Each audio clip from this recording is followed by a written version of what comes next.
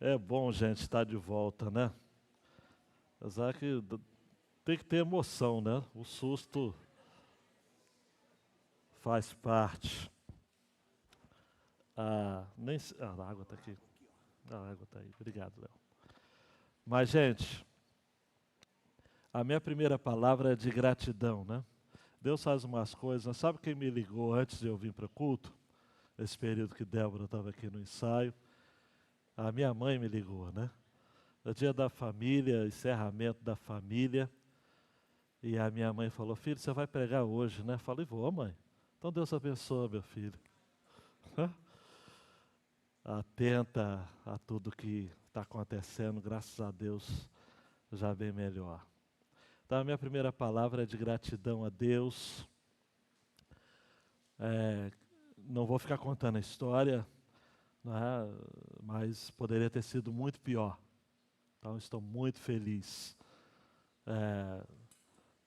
Estávamos fora desse tempo de comunhão já há 16 dias. Eu tenho uma previsão de quando eu vou estar voltando, mas é previsão. A lista do pastor Léo, amados, é mais importante do que a lista do Ancelotti. Né? Então a gente tem aí uma lista, uma escala para estar seguindo.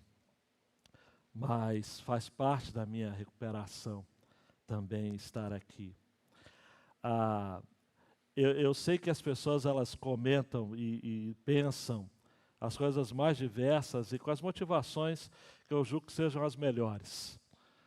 Mas com toda a liberdade, como eu estou falando aqui em casa, em família, primeiro, Deus não me parou porque eu estava rápido demais.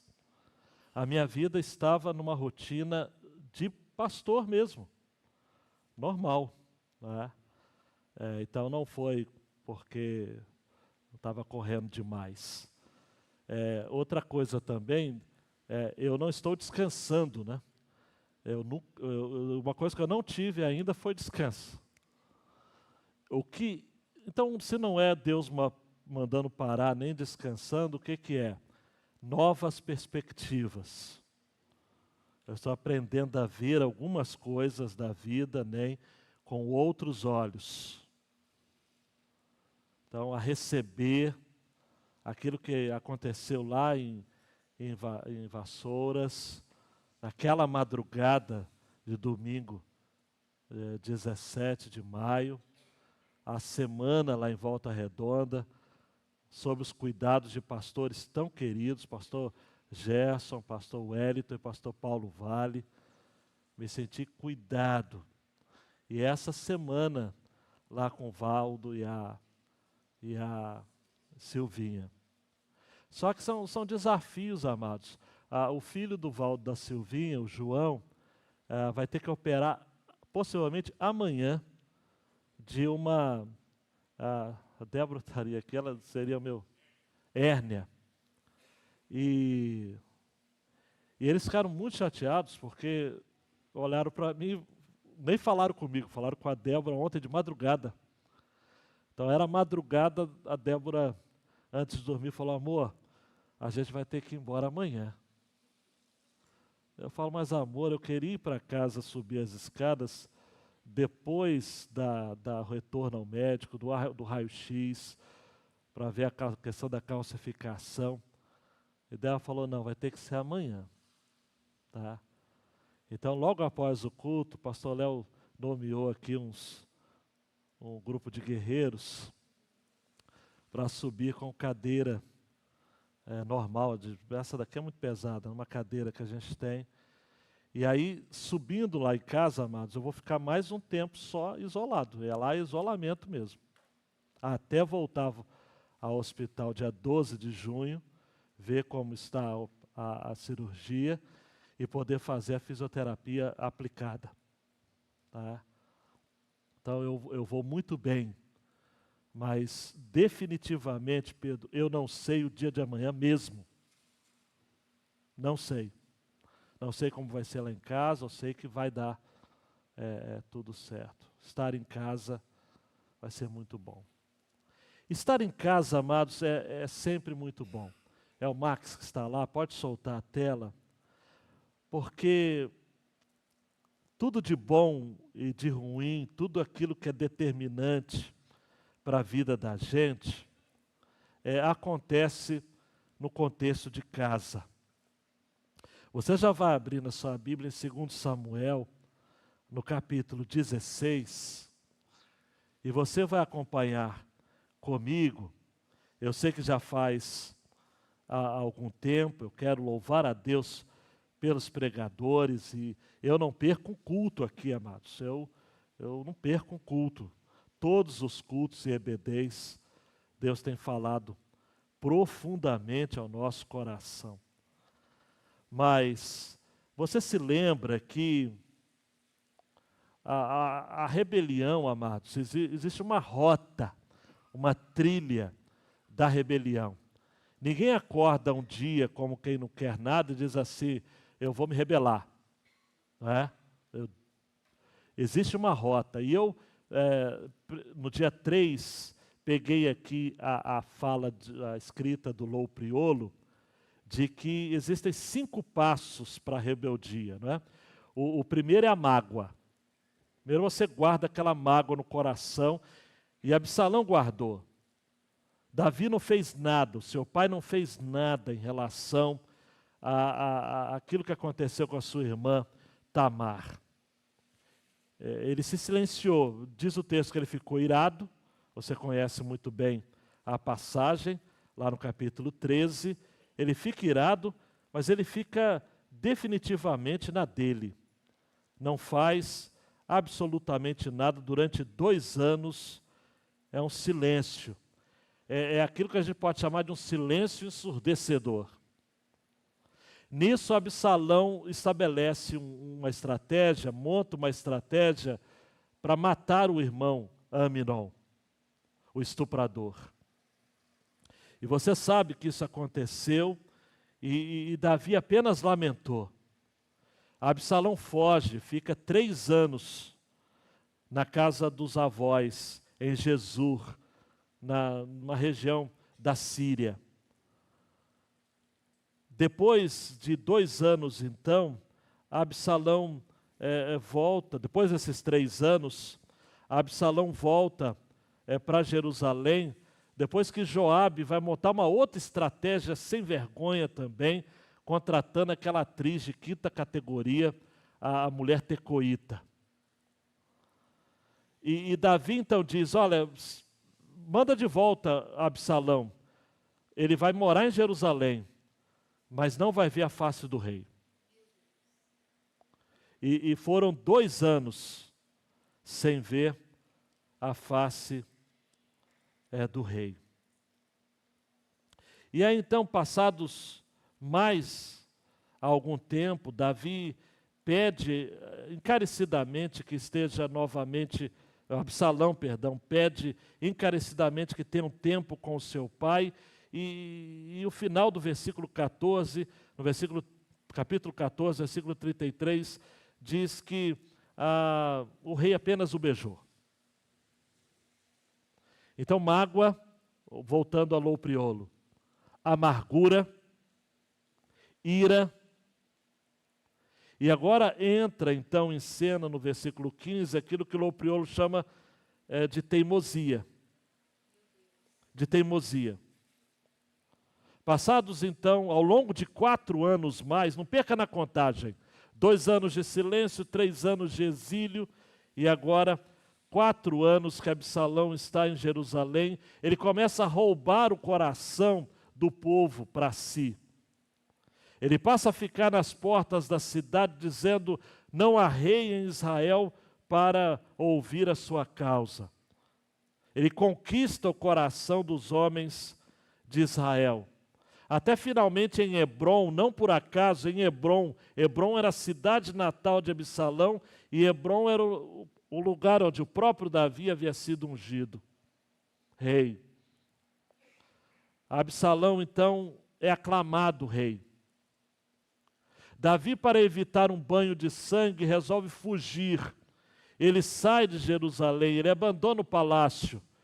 E preste atenção aqui comigo, ele deixa 10 concubinas, 10 mulheres, para cuidar do palácio. Ao longo do capítulo 15, que foi a minha última mensagem aqui no dia 10 de maio, você se lembra que eu falei sobre as conexões que Davi teve com as pessoas de fora. Havia, por exemplo, no versículo 18, no capítulo 15, a sua guarda real, os geteus, que eram filisteus, 600 homens que seguiam de Gate, passaram diante do rei. Itaí, o geteu, propôs ou votou a Davi lealdade. Zadok, o sacerdote, Abiatar, Uzai, que era um homem muito sábio, também chamado no texto bíblico, no versículo 37, de amigo do rei. Mas diante de todas essas conexões que Davi tinha para fora de casa, eu disse aqui para vocês de que é tristemente possível você ser tão bem-sucedido em conexões com os de fora da sua casa e ser um fracasso nas relações com os da sua própria casa. Davi não tinha conexão nenhuma com seu filho.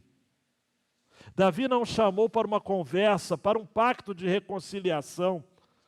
Obviamente ele não era brasileiro, mas se o fosse, eu poderia culpá-lo também por ele não ter chamado Absalão nem por um café, por um tempo juntos. Nada, absolutamente nada.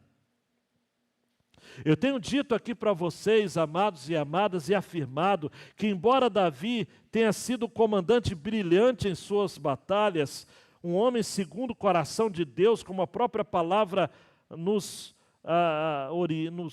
assevera a respeito dele, por mais que ele tenha sido um cantor famoso, um compositor de salmos, a família dele não era bem liderada.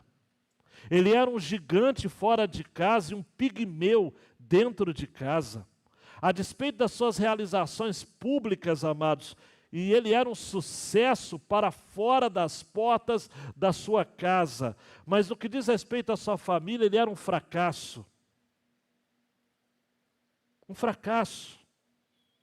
A palavra de Deus havia dito e asseverado, e você conhece muito bem o texto, de que a espada não sairia mais da casa de Davi. E essa palavra que está lá em 2 Samuel capítulo 12, versículo 10, agora, pois, a espada jamais se afastará da sua casa, foi por conta daquilo que ele havia feito com Betseba. Ele desprezou, tomou a mulher de Urias, o heteu, para ser sua mulher. E se isso não fosse o bastante, ele manda matar, assassinar a este soldado leal. Era um dos 30 guerreiros valentes, famosos, que o próprio texto de Samuel vai estar destacando logo mais. Eu não quero dar nenhum spoiler, eu espero que em breve eu esteja aqui junto com vocês novamente. E chegando ao capítulo 18, nós vamos ver que Davi chora copiosamente pela morte de Absalão. Ele chora dizendo repetidas vezes: Absalão, Absalão, meu filho Absalão. Ninguém coloca o nome do filho de Absalão se não tiver uma boa intenção para com ele. Absalão significa pai da paz. Mas tudo que Absalão havia feito na vida havia sido provocar a guerra. Davi era um homem de muitas mulheres. Davi era um homem ausente dos problemas domésticos. Davi não se importava se os filhos tinham ou não boas conexões ou boas relações entre si. O texto de 1 Reis vai dizer acerca de Adonias que Davi não gostava de perturbar, incomodar, contrariar os seus filhos. Davi não prezava, amados, pela cooperação harmoniosa na família. Ele era alguém, pastor Léo, que ao mesmo tempo tinha uma ternura excessiva e uma mórbida atenção ou falta de atenção daquilo que eram sentimentos reais dos seus filhos. Ele é um homem desconectado. Ele é amigo de filisteus, mas não é amigo dos filhos que ele tinha. Por isso que Absalão está entrando em Jerusalém e Davi está saindo. Foi para homens como Davi e para muitos de nós que Paulo escreveu a Timóteo, 1 Timóteo 5,8. Se alguém não tem cuidado dos seus, e especialmente dos da própria casa, esse negou a fé e é pior do que um descrente. Nós vamos ter 3 episódios nesse texto, que vou ler de maneira processual. A grande ideia, Iago, é o mesmo. No coração rebelde germina a semente da decadência generalizada. Voltando aqui ao loupriolo, primeiro é a mágoa, depois a amargura, depois a ira, depois a teimosia e, finalmente, a rebeldia. Só que me parece, amados, e eu vou trabalhar com essas 3 cenas, Iago, só para passar para o pessoal acompanhar. A primeira é o engano. Davi é enganado, amados. Davi que era um cara esperto. Davi que não era carioca, mas era um cara esperto. Ele agora é um bitolado. Ele é alguém que é passado por trás ou para trás por um cidadão chamado Ziba, que você sabe quem é, você só precisa lembrar. Era servo de Mefibosete, que era sobrinho de Saul, filho de Jonatas, a quem Davi tinha ele na sua mesa. Ele é passado para trás, amados, com um conto de carochinha. Até Davi nem caiu num golpe. Era golpe. Depois do segundo episódio, que eu não posso delongar muito neles, acontece com um sujeito chamado Simei, que o Salmo 7 o chama de Cuxi. O Salmo 7, Davi escreve lembrando daquilo que aconteceu com esse tal de Simei. Ele era benjamita, da mesma tribo de Saul. E ele resolve, então, aproveitar que Davi estava passando pelo Vale do Cedron. Daqui a pouco, rapidamente, eu vou falar sobre o Vale do Cedron e o Monte das Oliveiras. Simei ficou jogando pedra em cima dele e chamando de homem sanguinário, acusando ele de ter matado, obviamente, Saul, os 3 filhos de Saul e Abner, que era, tudo leva a crer, primo de Saul, homem sanguinário. Abisai, irmão de Joabe, tem a brilhante ideia. Abisai era um homem brabo também, filho da irmã de Davi, chamado Zeruia. Queria matar o tal do Simei. E Davi, aí me parece uma coisa interessante, que eu vou entrar nesses detalhes. Se Davi mudou, porque com Nabal, por muito menos, ele disse que ia matar todos os homens da família de Nabal. Ele só não matou, ele só não fez uma chacina na casa de Nabal por conta da intercessão de Abigail. Mas aqui, curiosamente, amados, Davi faz aquilo que eu não sei se você vai dizer amém agora. Tem hora que você tem que levar a bordoada e ficar quieto. Ah, mas eu não estou errado. Está errado sim, alguma coisa está errado. Se você está levando chapuletada da vida de Deus, que Deus age através da vida e das circunstâncias, totalmente certo você não está não. É isso que Davi faz. Ele diz o seguinte: Abisai, filho de Zeruia, eu não sei o que eu tenho com vocês, rapaz. Deixa o homem falar. Deixa o homem falar. Pode ser que Deus esteja me castigando.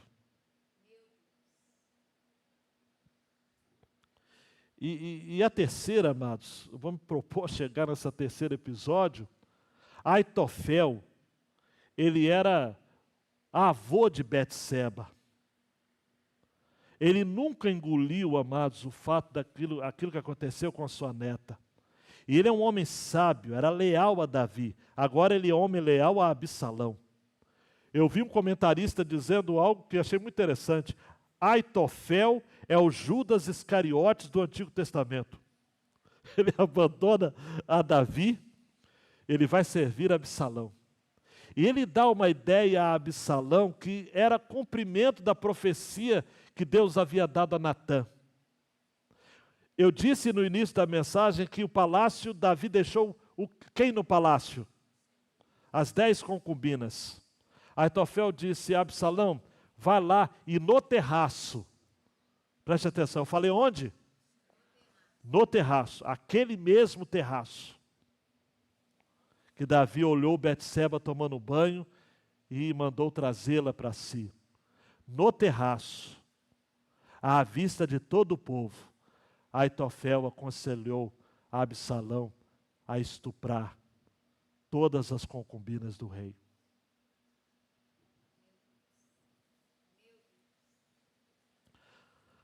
Às vezes, amados, nós não temos ideias do que Deus está querendo fazer com a gente pelas circunstâncias.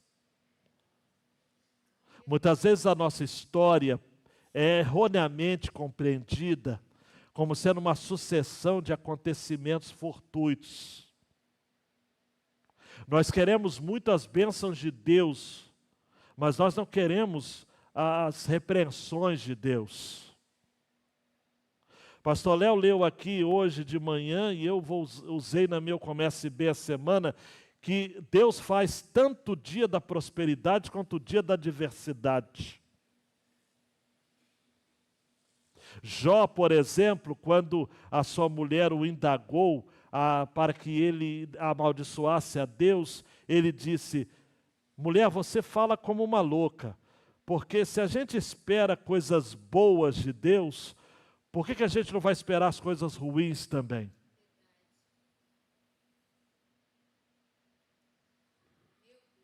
Eu quero que você preste muita atenção nesses 3 episódios. De preferência que você fique focado, porque nós vamos aprender coisas aqui incríveis. Acompanhe comigo. Primeiro, o engano. Davi tinha acabado de passar o alto do Monte das Oliveiras, quando Ziba, servo de Mefibosete, veio ao encontro dele com 2 jumentos encilhados, trazendo 200 pães, 100 cachos de passas, 100 frutas de verão e um odre de vinho. O rei perguntou a Ziba, o que você pretende com isto? Ziba respondeu, os jumentos são para a casa do rei, para serem montados, o pão e as frutas de verão para os moços comerem, o vinho para os cansados no deserto beberem. Então o rei perguntou, onde está o neto do seu senhor? Ziba respondeu, eis que ficou em Jerusalém, pois disse, hoje a casa de Israel me restituirá o reino de meu avô. Então o rei disse a Ziba, tudo que pertence a Mefibosete é seu. Ziba respondeu, eu me inclino e que eu encontre favor diante do rei, meu senhor. Amados, era tudo um engano, em absoluto. Ziba, servo de Mefibosete, chega até Davi de maneira traiçoeira e levando presentes, e não eram presentes baratos, em absoluto. Presentes para a viagem de Davi, que ele estava descendo de Jerusalém, indo ali no Vale do Cedron, até o Monte das Oliveiras, próximo ao Rio Jordão. E ele acusa Mefibosete de não ter ido ao encontro do rei, porque ele estava esperando em casa a restituição do trono. E olhe para mim, por que isso era importante? Porque quem era o sucessor real da dinastia de Saul? Ele próprio, Mefibosete. Mais tarde, no capítulo 19, Mefibosete vai estar diante do rei e vai dizer que o seu servo Ziba o havia enganado. Amados, é muito comum quando estamos fragilizados, pessoas nos enganarem. É muito comum quando a gente está, vou usar uma linguagem do boxe, embora talvez não seja muito apropriado ao meu estado, mas quando a gente baixa a guarda, a gente é suscetível de levar pancada de tudo quanto é jeito. Davi estava de baixa guarda. Davi estava vulnerável. E agora então ele recebe esses presentes e é claro, amados, é natural, é humano, Davi fica embevecido, quem sabe animado, era muita coisa, gente. Eu nem consigo imaginar uma coisa dessa. 200 pães, 100 cachos de passas, 100 frutas de verão, um odre de vinho. Para quem havia saído fugido da casa real, do palácio, era uma senhora cesta básica, muito mais do que básica. Mas, amados e amadas, existem situações que antes de darmos um veredito, porque infelizmente Davi, no versículo 4, ele deu um veredito, né? Tudo que pertence a Mefibosete é seu. Aí, mais tarde, no capítulo 19, Davi teve de voltar atrás e dizer, então vai ser metade. Metade de Ziba, metade de Mefibosete. Ao meu ver, amados, com todo respeito, Davi fraquejou mais uma vez, porque era para dar tudo de volta a Mefibosete. Mas ele não sabia mais avaliar as coisas. Por que, Willo? Porque em nenhum momento ele pediu favor, a orientação do Senhor. Há quanto tempo Davi estava sem orar? Se você conhece um pouco de história dos Salmos, sabe que o Salmo 3, por exemplo, foi um dos salmos que Davi escreveu quando ele fugia de Absalão. E neste salmo ele diz assim: Senhor, como tem crescido o número dos meus adversários, são numerosos os que se levantam contra mim. São muitos os que dizem de mim, não há Deus salvação, não há em Deus salvação para ele. Porém tu, Senhor, és o meu escudo protetor, és a minha glória e o que exalta a minha cabeça. Com a minha voz clamo ao Senhor, e ele do seu santo monte me responde. E aí preste atenção aqui, um texto que eu já vi muita gente citando, e eu mesmo já citei, só para lembrar a você o contexto desse texto tão conhecido. Eu me deito e pego no sono, acordo porque o Senhor me sustenta. É este salmo. Há quanto tempo Davi não estava dormindo direito? Há quanto tempo Davi estava andando e andando e andando no Vale de Cedron? E aí eu vou entrar, olhe para mim, o Vale do Cedron é o mesmo vale de João capítulo 18, que Jesus entrou antes de chegar ao Monte das Oliveiras, e uma multidão de soldados e de povo com porretes, com espadas. E João é o único evangelista que vai dizer, que não vai citar Judas dando beijo em Jesus para ser reconhecido. Vai dizer que os homens chegaram e perguntaram, quem é Jesus? E Jesus disse, sou eu. No Vale do Cedron, amados, a nossa humanidade grita. No Vale do Cedron, nós nos desarmamos. No Vale do Cedron, nós nos tornamos vulneráveis aos zibas da vida. A gente maldosa, que mente, querendo nos enganar e tirar proveito. A dica, amados, a orientação, que assim como Jesus, que passou pelo Vale do Cedron e no Monte das Oliveiras, ele fez aquela oração famosa, Pai, se possível, afasta de mim este cálice, todavia não seja como eu quero, mas como tu queres. Que quando você passar pelo Vale de Cedron, você não tome decisão nenhuma, sem antes consultar o Senhor. Para quem gosta de curiosidade, a palavra Cedron significa escuridão. O Vale do Cedron é o Vale da escuridão. É aquilo que São João da Cruz chamava de a noite escura da alma.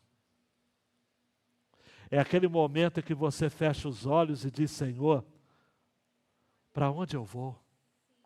O que vai acontecer com a minha vida? Mas ato contínuo, vamos seguir viagem.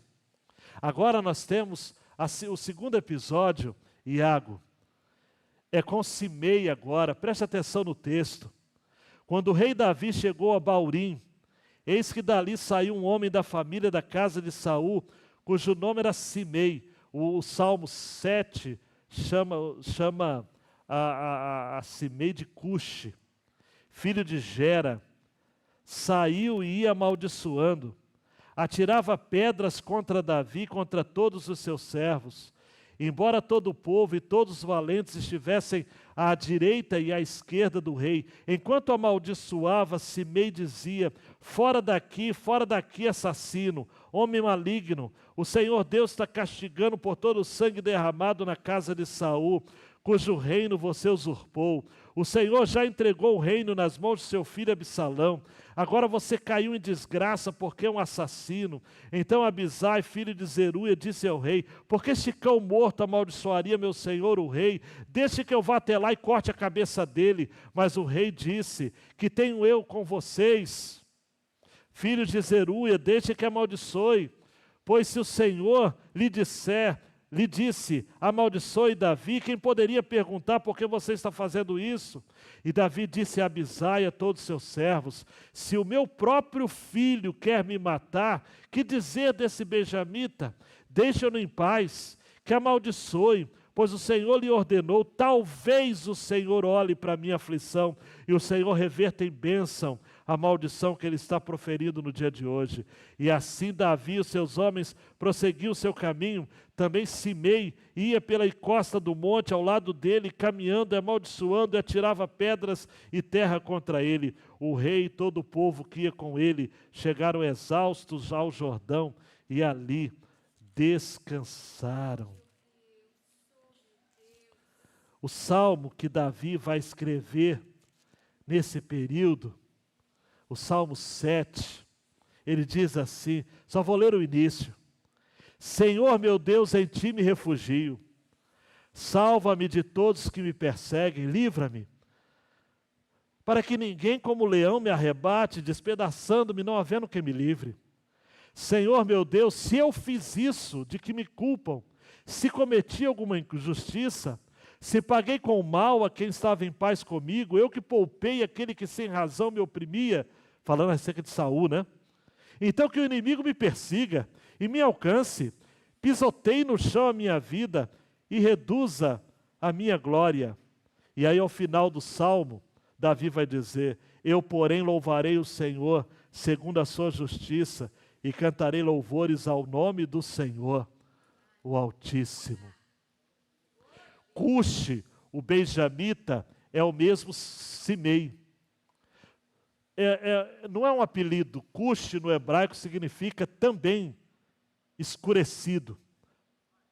A ideia não é de alguém que tem apenas não é que alguém que tenha a pele negra, embora a mulher que Moisés havia tomado para si era uma mulher cuxita, não é? Uma mulher da Etiópia, uma mulher negra. Mas a ideia aqui de Cuxi, nesse contexto de Simei, o benjamita, não é a cor da pele, é a escuridão do caráter. Mas mesmo sendo amaldiçoado por um homem sem caráter, Davi não revidou. Simei estava dando vazão à ira, ao ódio que estavam reprimidos. Simei culpa Davi pela morte de Saul, pela morte de Jonatas, dos outros 2 irmãos, filhos de Saul, do próprio Abner. E Davi, amados, que durante muito tempo era o tipo do homem que não levava desaforo para casa, agora ele recebe essa palavra, contraria a Abisai, irmão de Joabe, e ele diz assim: olha, pode ser que Simei tenha razão. Pode ser que eu seja de fato um amaldiçoado. A ideia aqui, preste atenção, por favor, você não pode perder esse meu ponto de raciocínio aqui. Não se esqueça que Davi estava passando pelo processo de disciplina do Senhor. Ao final do processo, isso tudo aqui vai estar claro. Mais tarde, quem vai matar Simei vai ser Salomão. Está lá em 1 Reis, é uma outra passagem. Mas Davi está consciente de que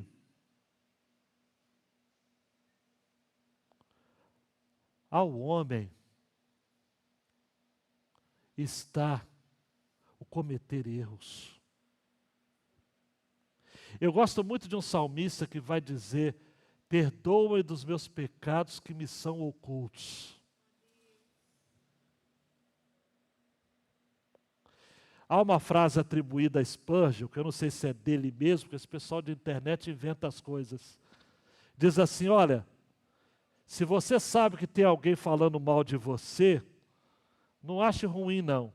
Só manda dizer para ele que você é bem pior do que ele está falando de você. Você é muito pior.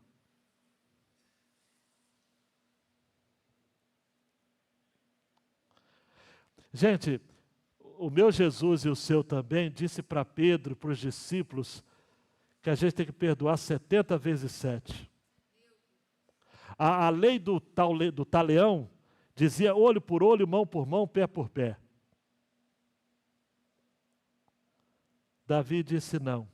Ele não conhecia a Jesus, obviamente, mas aqui ele estava apontando para o seu descendente mais famoso.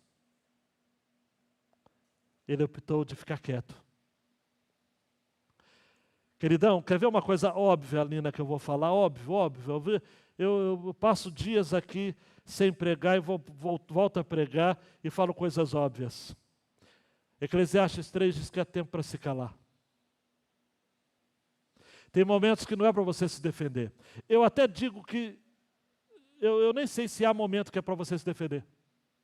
Eu vejo algumas redes sociais aí, gente, uns crentinos, se digladiando, tomando partido, comprando briga que são dos outros, fechando portas.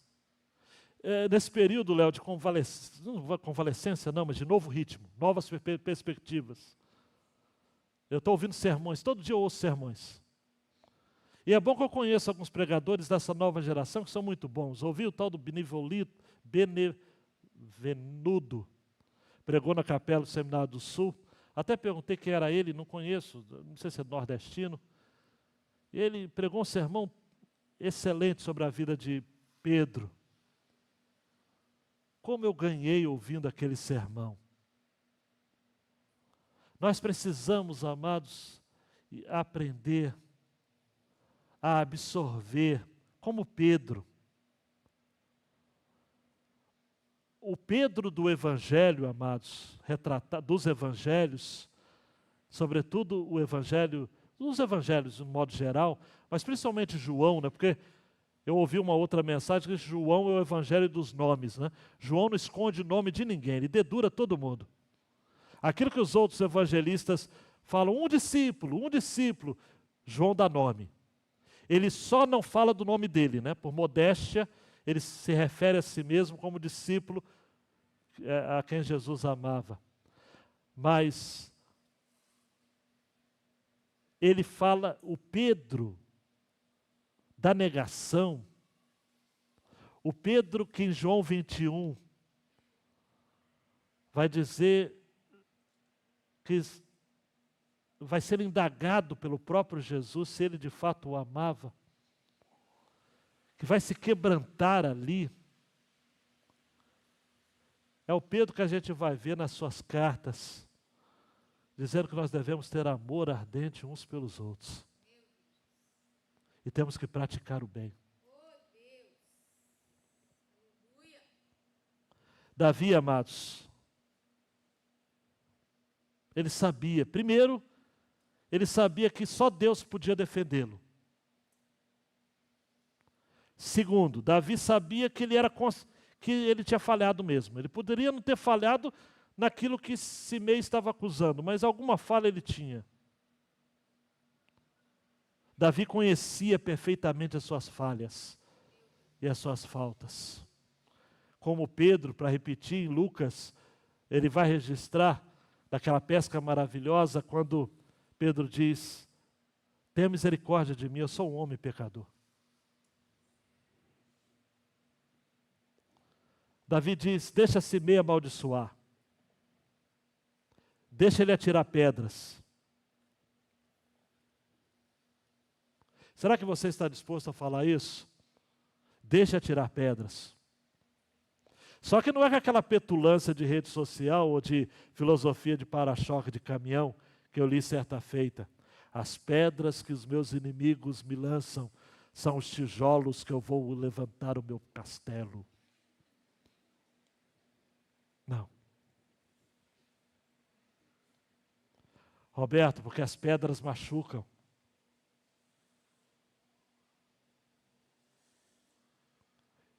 E Deus tem um propósito em cada pedrada que a gente está recebendo. Em cada pedrada que você está recebendo. Não lança de volta não, gente. Não lança de volta as pedradas que você tem recebido.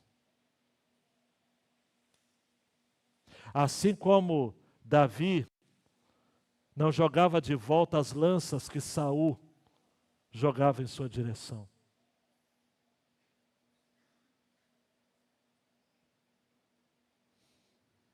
Só isso daqui dá um sermão inteiro, né? Mas eu vou caminhar para o final agora. A afronta. O texto é claro, amados. Você vai acompanhar comigo, tá ok? Juninho, acompanha comigo aí. Absalão e todo o povo, homens de Israel, entraram em Jerusalém. E Aitofel estava com ele. Quando Uzai, o arquita, amigo de Davi, se apresentou a Absalão, disse a ele: viva o rei, viva o rei. Porém Absalão disse a Uzai: é esta a sua fidelidade para com seu amigo Davi? Por que você não foi com seu amigo? Uzai respondeu a Absalão: não, aquele a quem o Senhor elegeu, que foi escolhido por todo este povo e todos os homens de Israel, dele serei e com ele ficarei. Deixa eu só abrir um parênteses aqui rápido, você me permite? Uzai não mentiu aqui. Ele não mentiu, ele não falou. Ele falou: eu vou ser fiel àquele a quem o Senhor ungiu, né? Ele estava sendo fiel a Davi, mesmo que Absalão pensasse que ele estava sendo fiel a ele. Além disso, a quem serviria eu? Será que não seria o filho do rei? Aí sim ele se utiliza de um estratagema. Como servi ao seu pai, assim servirei a você. Então Absalão perguntou a Aitofel: o que vocês aconselham que devemos fazer? Gente, outro parênteses, o conselho de Aitofel, gente, era algo tão sério, que quando Davi soube que Aitofel estava junto com Absalão, Davi chega até a fazer uma oração para que o Senhor confundisse o conselho de Aitofel. Capítulo 15, versículo 31. Então contaram a Davi que Aitofel estava entre os que conspiravam com Absalão. Por isso Davi orou, dizendo: ó Senhor, peço-te que transformes em loucura o conselho de Aitofel. Porque Aitofel era de fato alguém que falava de acordo com os oráculos da sabedoria do próprio Deus, embora nem sempre sobre a vontade de Deus, mas sempre de acordo com os desígnios, os decretos de Deus. Vocês se perderam ou não, né? Versículo 21. Aitofel respondeu a Absalão: tenha relações com as concubinas de seu pai, que ele deixou para cuidar do palácio. Todo Israel ficará sabendo que você se fez odioso para com seu pai. e todos que estão com você ficarão animados. Então armaram uma tenda para Absalão no terraço. E ali, à vista de todo Israel, ele teve relações com as concubinas de seu pai. O conselho que Aitofel dava naqueles dias era como resposta de Deus a uma consulta. Tanto Davi como Absalão seguiam os conselhos de Aitofel. Amados, a nota aqui é rápida. É uma afronta sem precedentes, porque as concubinas eram propriedades do rei. Me perdoem as irmãs aqui, mas é para valorizar a história. Concubinas não eram consideradas mulheres, eram consideradas propriedades. Elas eram propriedades do rei. Afrontar sexualmente, estuprar as concubinas do rei era afrontar ao próprio rei. Aitofel entra em cena com seu conselho mais perverso, o mesmo telhado que Davi viu a sua neta e a chamou para ser estuprada, agora Absalão estupra as concubinas do rei, tudo para cumprir aquilo que está em 2 Samuel 12, 11 e 12. Assim diz o Senhor, eis que farei com que de sua própria casa venha o mal sobre você, tomarei as suas mulheres à sua própria vista e as darei a outro homem que se deitará com elas em plena luz do dia, porque você o fez em segredo, mas eu farei isso diante de todo Israel e em plena luz do dia.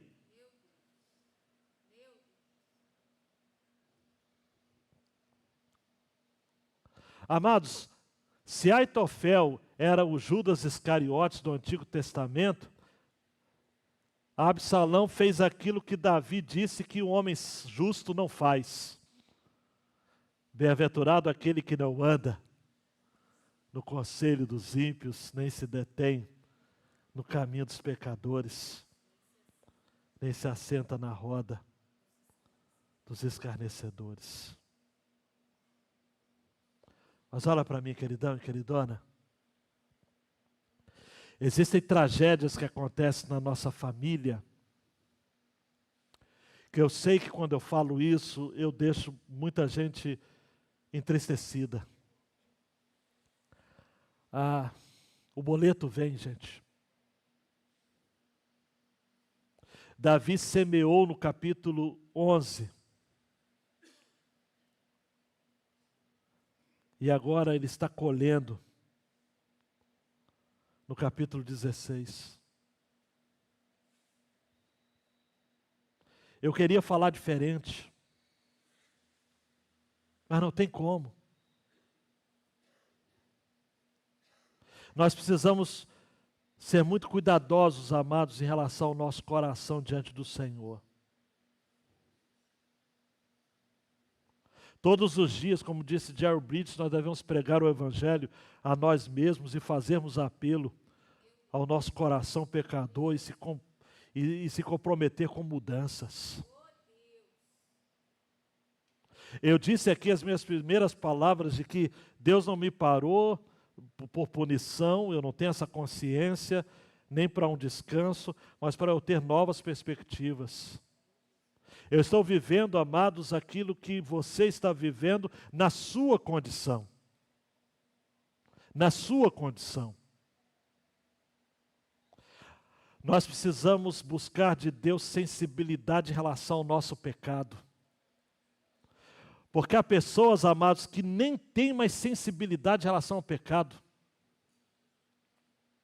Um dos salmos que Davi escreveu logo após ter pecado com Betseba, você sabe muito bem, foi o salmo de número 32. E neste salmo Davi disse: bem-aventurado aquele cuja transgressão é perdoada, cujo pecado é coberto. Bem-aventurado é aquele a quem o Senhor não atribui iniquidade, em cujo espírito não há engano. Enquanto calei os meus pecados, envelheceram os meus ossos, pelos meus constantes gemidos todo dia, porque a tua mão pesava dia e noite sobre mim, e o meu vigor secou como no calor do verão. Confessei-te o meu pecado, e a minha iniquidade não mais ocultei. Eu disse: confessarei ao Senhor as minhas transgressões, e tu perdoaste a iniquidade do meu pecado. Eu não sei, queridão, mas o Iago vai dar 2 cliques aí. Deus usa as circunstâncias da vida. Deus usa as circunstâncias da vida. As provas que você é reprovado. As portas de emprego que Deus está fechando. As questões familiares que você anda empurrando para debaixo do tapete. Passou 31 dias pela família e você não fez, mas toma atitude. E Deus usa muitas vezes, amados, as injúrias a nós direcionadas pelos cibas, os enganos dos cibas, as fraudes, os golpes dos zibas e as afrontas dos cimeis para nos tratar. E o tratamento de Deus visa sempre o nosso bem, mesmo que a gente esteja sofrendo. Eu compartilhando com o pastor Paulo Vale, eu disse o seguinte: olha, uma das lições é que a gente não pode perguntar por que eu, mas a gente tem que perguntar por que não eu? Eu não sei se é por conta da minha situação ou para animar meu coração, que o Paulo falou o seguinte: Zequias, outubro você já vai estar bem. Você vai pregar aqui em Volta Redonda, tem uma conferência, e eu quero que seja você que vai fazer. Que conferência, Paulo? É sobre o livro Peregrino. Você vai falar um capítulo do livro Peregrino. Quem conhece o livro sabe que tem a ver com isso. Vida cristã é jornada. E na jornada, Deus está trabalhando na vida de cada um dos seus filhos. Sem levar em consideração quanto estamos cientes disso ou não. Gisele, quem disse que Deus pergunta se a gente está entendendo? Isso não tem propósito algum. O que Ele quer é que a gente passe crendo que Deus não pode falhar em seu propósito para a adversidade em nossa vida. E preste atenção, Ele realizará a obra que Ele planeja. Por vezes, Levi, eu certamente falho quando reajo às dificuldades de uma maneira que não honra o Senhor. Porém, guarda isso no seu coração, e meus irmãos e minhas irmãs aqui. A minha falha não significa que Deus falhou.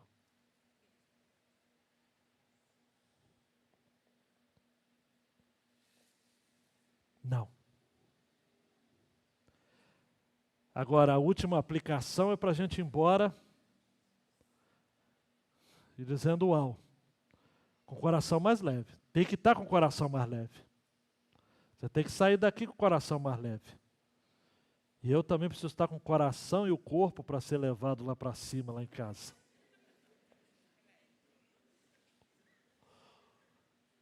É impossível alguém iniciar o processo de arrependimento sem antes ver os desdobramentos dos seus pecados em seu entorno. Isto é, quando a gente vê os nossos pecados, Luiz Gustavo, espelhados nos outros. Isso daqui daria uma mensagem só. Deus não vai completar a obra de restauração na sua vida se antes você não parar para observar que quando você peca, não é só você infeliz que sofre. Tem muita gente ao seu entorno que sofre junto. E aí você precisa ter humildade. Eu citei o texto de cabeça, agora eu vou dar o endereço. O Salmo 19. Quem há que possa discernir as suas próprias faltas? Versículo 12. Absolve-me das que me são ocultas. Também da soberba, guarda o teu servo, que ela não me domine. Então serei irrepreensível e ficarei livre de grande transgressão. Olha, não adianta. Olha, não adianta. Thomas Watson, puritano que viveu no século 17, nasceu em 1620, faleceu em 1686, tem uma frase clássica: enquanto o seu pecado não for amargo, Cristo jamais será doce. Se você não entender o problema, a miséria, a desgraceira que você é, enquanto você não reconhecer a imundície que está dentro de você, você não vai experimentar a doçura que há em Cristo. Quanto mais extensa for o horror do pecado, mais você vai correr para o seu Salvador. E essa coisa de extensão do pecado é coisa séria, né? Lá em Vassouras, num dos hospitais que eu fui, que eu estive em 2, para fazer o raio-x.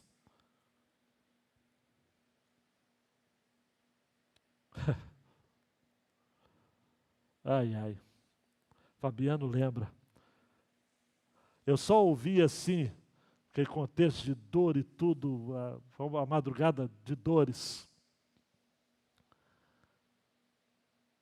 Olha, fez o raio-x, mas vai ter que fazer a tomografia, porque pelo raio-x não dá para ver a extensão da fratura.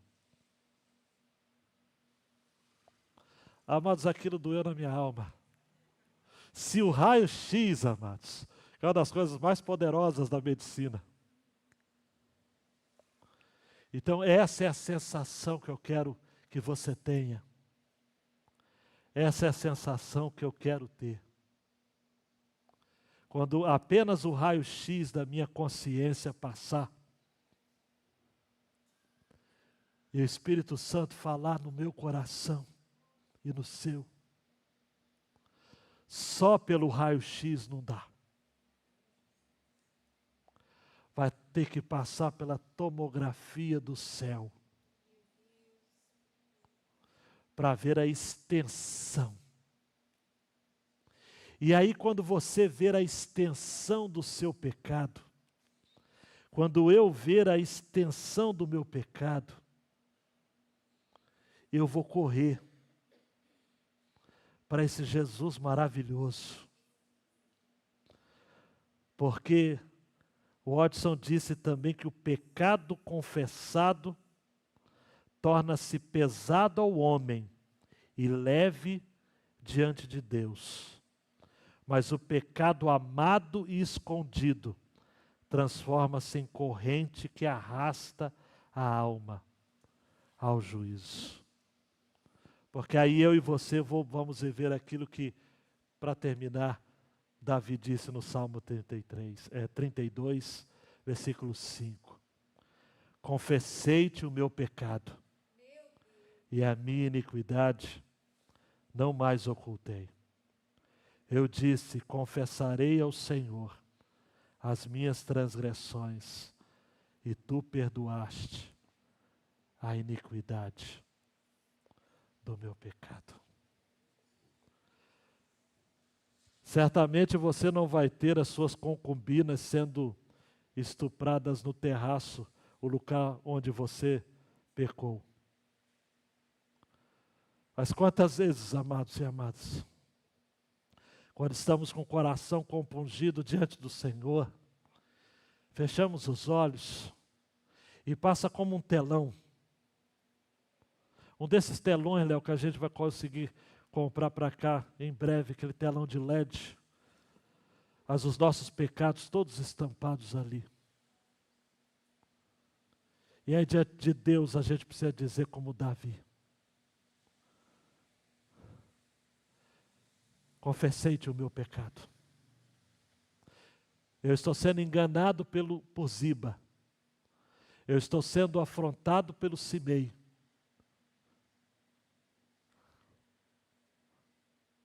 Eu estou sendo escarnecido, afrontado também publicamente por Absalão. Mas porque eu sou pecador. Eu mereço tudo que eu tenho vivido. E eu sei que no final, como Jó disse,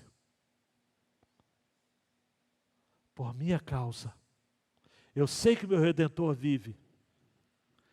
E por minha causa, é Redentor, gente. Redentor faz o quê? Redime.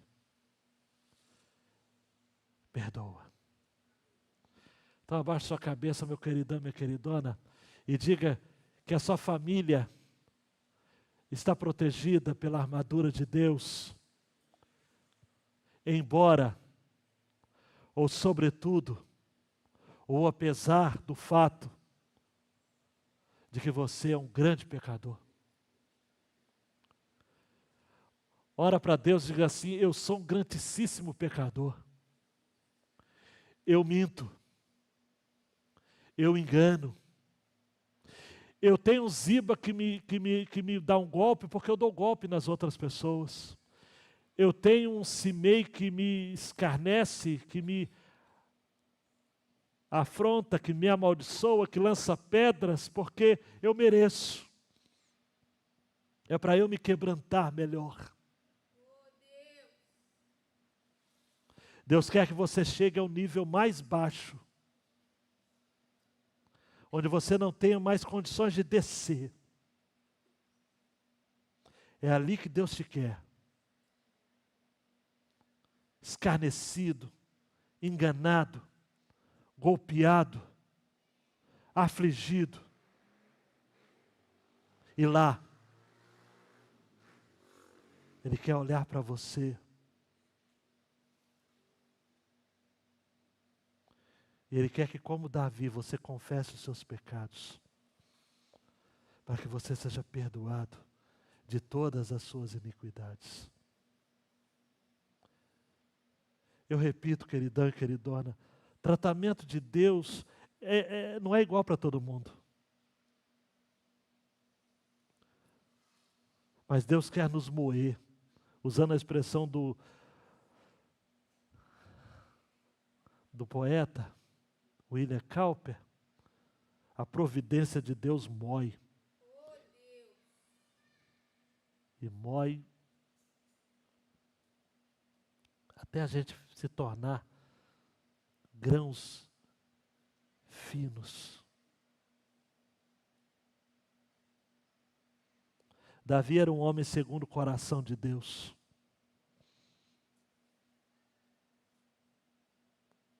Porque ele sabia levar para o coração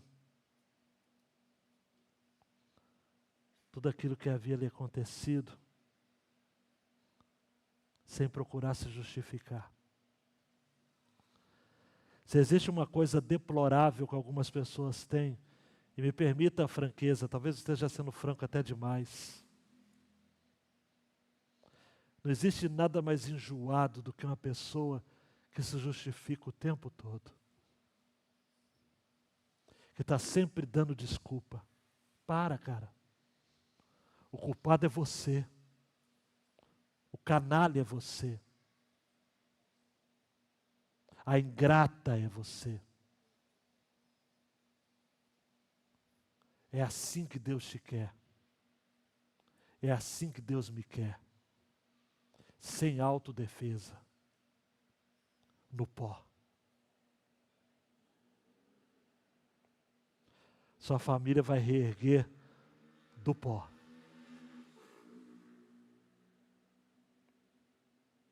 Eu quero orar com você. Quero muito. Você que está aqui de especial.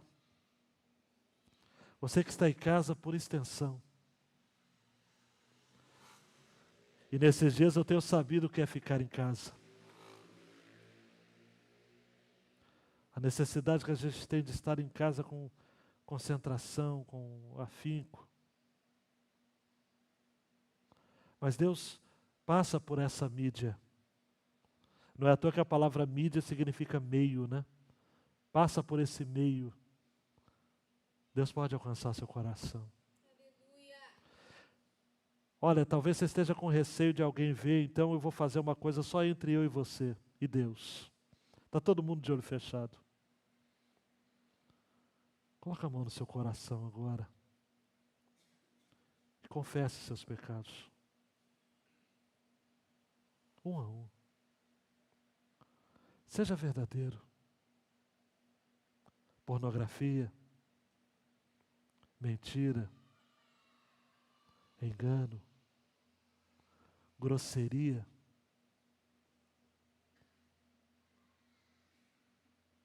maus tratos, fornicação, lascívia, adultério,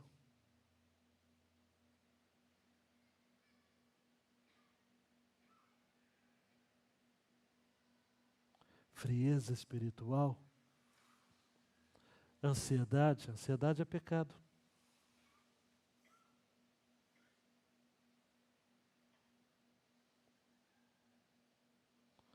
Vamos terminar o mês da família numa noite de confissão de pecados. O pessoal da música pode subir, por favor. Você continua ainda aí. É o seu momento com Deus, tá ok?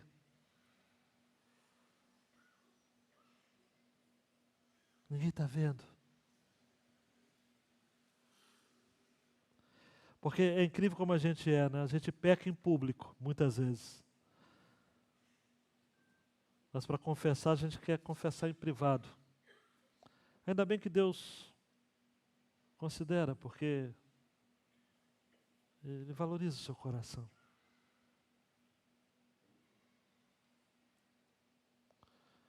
Eu me esforcei para vir aqui à noite. Quem está me acompanhando de perto sabe disso. Ontem de madrugada eu pensei que não viria. Cada movimento meu normal, natural, não é que eu sinto dor. Eu sinto o incômodo de não estar pleno. Eu durmo numa posição só, de barriga para cima. Eu ando de andador com pulos. Eu não posso de maneira alguma colocar carga no meu pé esquerdo, na minha perna esquerda. Mas eu precisava vir para dizer isso a você. Não importa qual tem sido ou esteja sendo o seu pecado. Deus nessa noite quer lhe dar uma chance de você sair.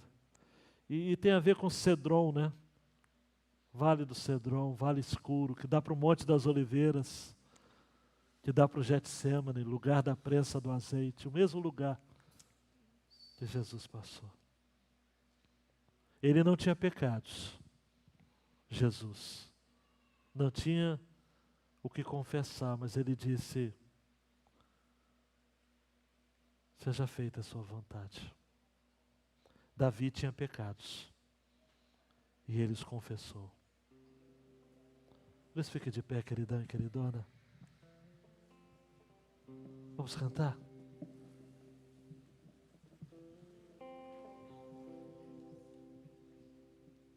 Crendo que o Senhor nessa noite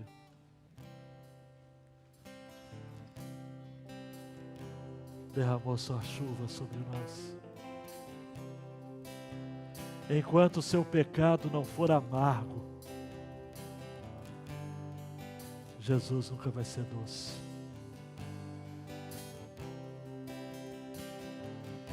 Confesso a ti, Senhor, que fraco eu sou, tão fraco eu sou, mas forte tu és. Eu venho a ti, Senhor, sem nada pra dar, só quero pedir, vem ajuda-me, ó Deus.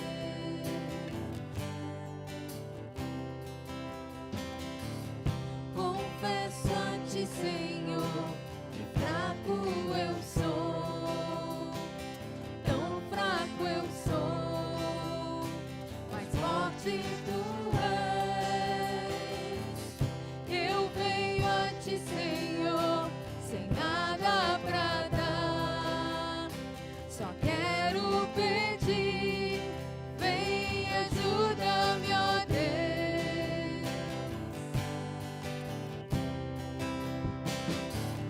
Um coração quebrantado e humilde, não rejeita, Senhor. Estenda a mim tua graça e deixe teu amor fluir. Com misericórdia nós clamamos, faz chover perdão e graça sobre mim, perdão e graça, e lava-me, Senhor, pois hoje eu preciso do teu amor. Faz chover perdão e graça sobre mim, perdão e graça, e lava-me, Senhor, pois hoje eu preciso do teu amor.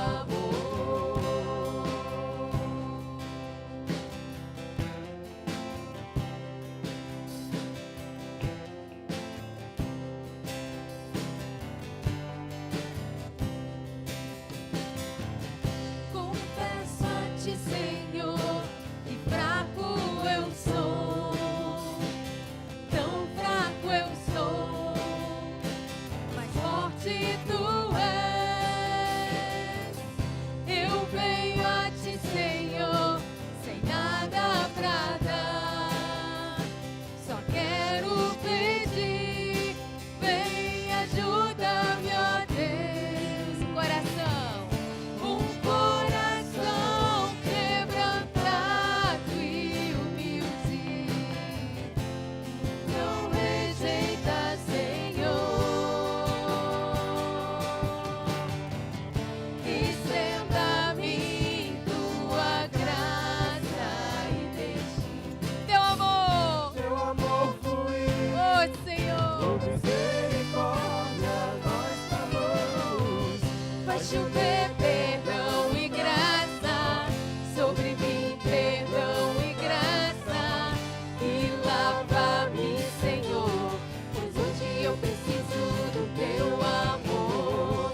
Faz chover perdão e graça sobre mim, perdão e graça, e lava-me, Senhor, pois hoje eu preciso do teu amor. Faz chover perdão e graça sobre mim, perdão e graça, e lava-me, Senhor, pois hoje eu preciso do teu amor. Faz chover perdão e graça sobre mim, perdão e graça, e lava-me, Senhor, pois hoje eu preciso do teu amor.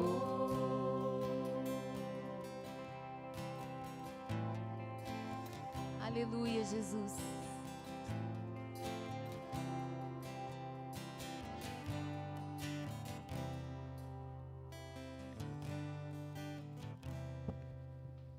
Bênção, né, amados? Que Deus possa ter visitado o meu e o teu coração e que saiamos daqui para esta semana que o Senhor vai nos dar com a certeza que o nosso coração precisa estar quebrantado Oh, na Deus. presença dEle, que não estejamos escondendo nada do Senhor, porque dEle nada escondemos, que a nossa vida seja de confissão diária daquilo que nós temos afrontado o nosso Deus, e que Ele possa nos mostrar diariamente a graça maravilhosa dEle, Aleluia. a mesma que nos alcançou naquele dia na cruz, e tem nos conservado na presença dEle diariamente. Oh, Deus. Vamos agradecer mais uma vez. Pai querido, como é bom estar aqui, e como é bom ouvir a Tua palavra, e como é bom, ó Deus, ser confrontado, para que, ó Deus, o nosso coração esteja onde o Senhor quer que ele esteja, que, ó Deus, quebrantado. Ó Deus, por favor, continua visitando a Tua igreja, Pai.